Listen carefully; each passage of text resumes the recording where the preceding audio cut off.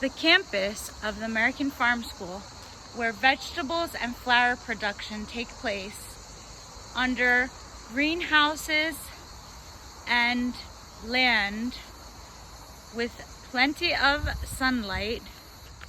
The irrigation systems built by the students in the land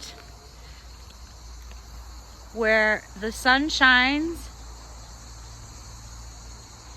and the produce is fresh. These are like all the Greek style fashion tomatoes, and like the seeds are different.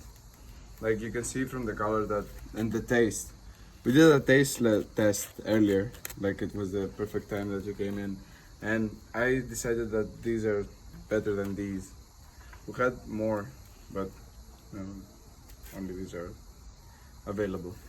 So do they have a different name? You call these the pink Yeah, ones. What are and these? this Petru. Yasas. Hello, Yasas. We're here at the Odyssey Charter School in Wilmington, Delaware, in the garden where we have fresh tomates, tomatoes.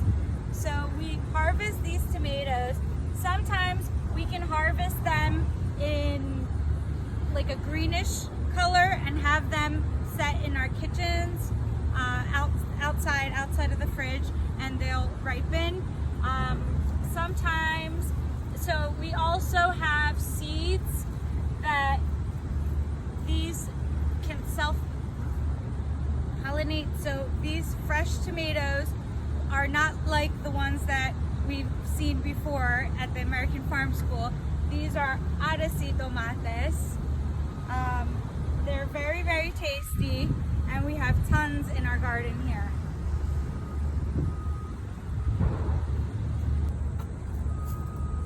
Yes, as here at our urban farm at OCS at Odyssey, we have students who drew these amazing portrait and wooden features outside of our garden, listing the garden fruits and vegetables that we have here. Tomates are what we will be making the sauce today.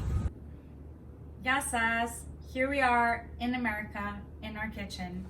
You've seen the tomatoes that were grown at the American Farm School of Thessaloniki in Greece, where one of the students was showing us the different types of tomatoes. So these tomatoes are from the seeds that were grown specifically in Greece. So this is from the garden here in America with the seeds planted from Greece. And I have actually purchased 5 pounds of Roma tomatoes. Roma in any country, just like in Greece, they use the American name Roma. The Roma tomatoes are the tomatoes with the most meat, okay?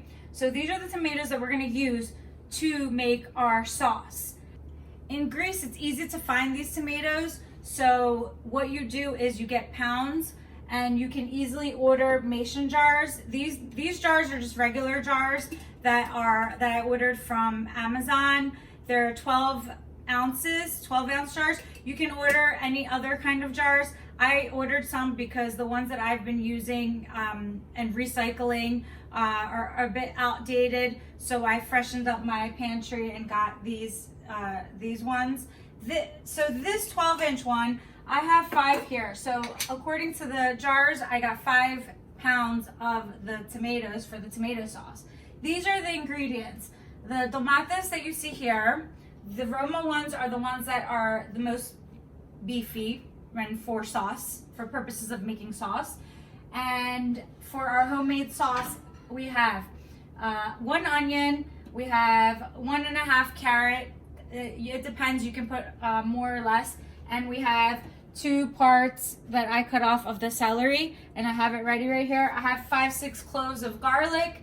And what we're gonna do is the first step, we're going to saute them a bit with olive oil. I have olive oil from Italy specifically now. I usually have the Greek one, but this time I have the Italian one. And we're going to saute them to get us ready for our sauce making. Because of the high acidity in tomatoes, I'm putting in garlic, not just garlic, I'm putting in some celery and some carrots, not just for the taste, but for that high acidity level of tomatoes. It will make things better when you're making a sauce to add these two types of vegetables in your sauce. First things first, you can cut the tomato, clean the outside, okay? Now, if you want to manually use a grater and grate the tomato and leave the skin, because we're not going to put skin. Some people like putting skin in their sauce. So you can clean off some of the sauce because we are going to use a blender to mix everything in. So I'm cleaning off skin, peeling off some of the skin and cutting it in half. Sometimes I leave some skin on. So we put the caroto, the carrot, celino, the celery, and the onion, cremidi. We put them all here, and I will put first I put them in the blender a little bit, and now they're here. This is where they're going to saute. I will put olive oil on top, as much as your preference wants, and I will put it at a medium heat while I saute. As this is sauteing, okay, which will probably be 5 to 10 minutes, I go to my basil plant and get fresh basil, and I can cut the leaves into small pieces, okay? So that can go in the saute mix, okay? Because we love to put in the Mediterranean cuisine basil, especially in our pasta sauce. And basil in the Greek culture is something that drives away the unwanted spirits. So it's part of our religion and culture as well. And I just love the smell and always have a basil plant in my home. Okay. As you can see, I left the garlic cloves for last because I will not saute the garlic cloves. The garlic cloves will go in the blender once I blend all the tomatoes together with the garlic. So they don't need to be sauteed like the rest of these vegetables here. How much salt do we need to put? This is a whole big tablespoon of salt. I'm going to put in the 5 pounds about 2 tablespoons of salt. I'm also going to put a half a tablespoon of pepper. Those are the 2 main seasonings that I'm going to put, just because we already have all this taste from the vegetables that are in there already. These are the 5 pounds of tomatoes that we have ready, okay? And then we have alati, the salt, and then we have the pepper, piperi.